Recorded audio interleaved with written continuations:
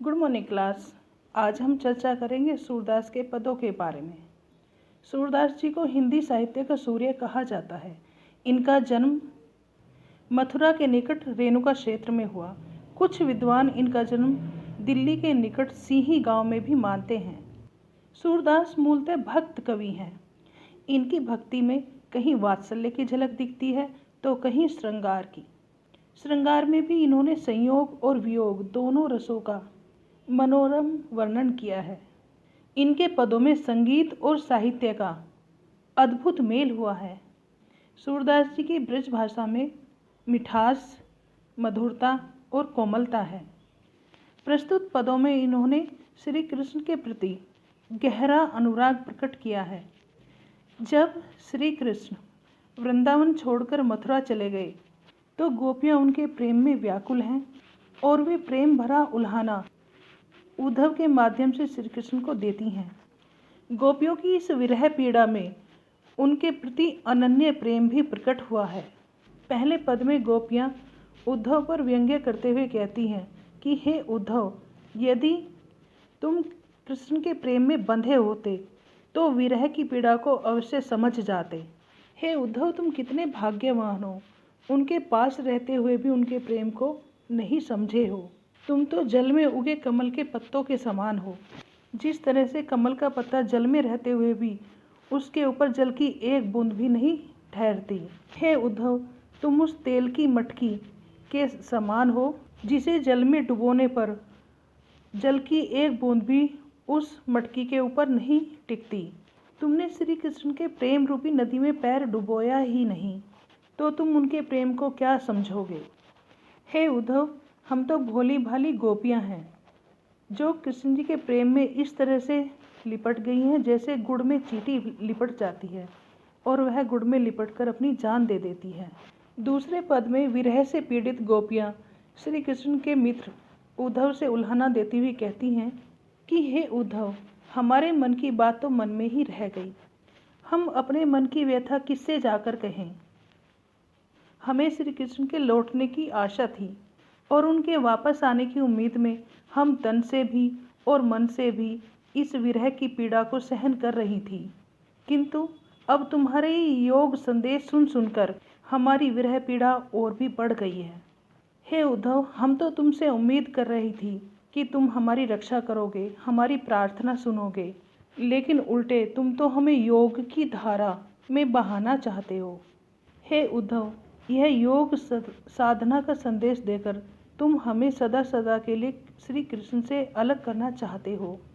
बड़े व्यथित मन से गोपियां उद्धव को ताना मारती हैं कि हे उद्धव, हमने तो कृष्ण जी के प्रेम में लोक मर्यादा भी छोड़ दी है और अब हम अपने मन को धैर्य कैसे दें।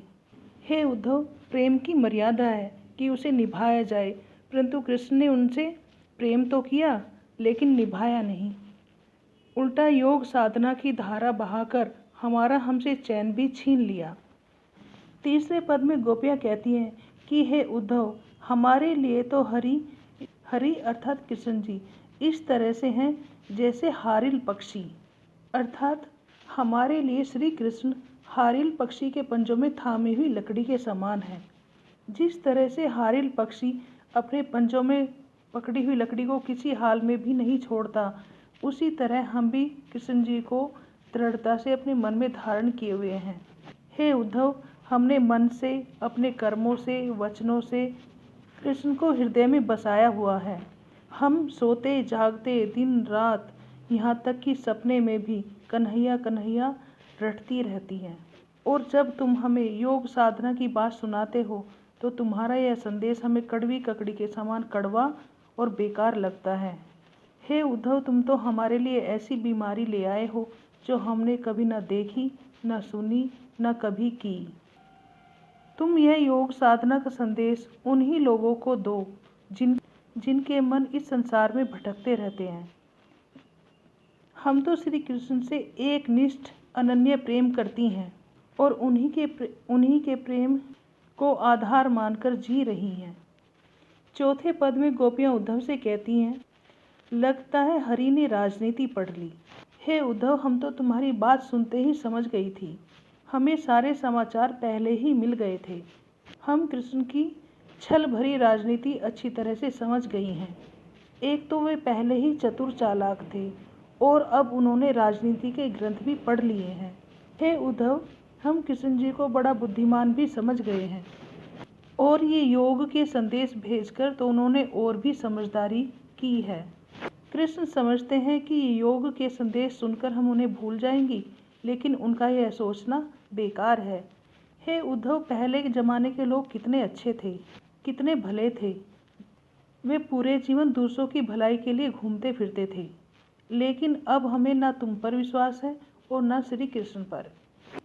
हे उद्धव, अब हम अपना मन फिर से कैसे पा लेंगी, जिसे श्री कृष्ण जाते समय चुरा कर ले गए। परंतु हमें यह समझ नहीं आता कि जो कृष्ण औरों को अन्याय से बचाते हैं, वो हमारे साथ अन्याय क्यों कर रहे हैं। हे उद्धव, राजा का धर्म तो यह होता है जो अपनी प्रजा की भलाई के लिए काम करे, अन्याय से बचाए। अतः हे उद्धव, हम चाहती हैं कि श्री कृष्ण अपना योग साधना का संदेश वापस ले लें और हमें अपने दर्शन दें। इस तरह से हमने जाना कि इन चारों पदों में श्री कृष्ण और गोपियों का सहज मानवीय प्रेम प्रकट हुआ है। धन्यवाद।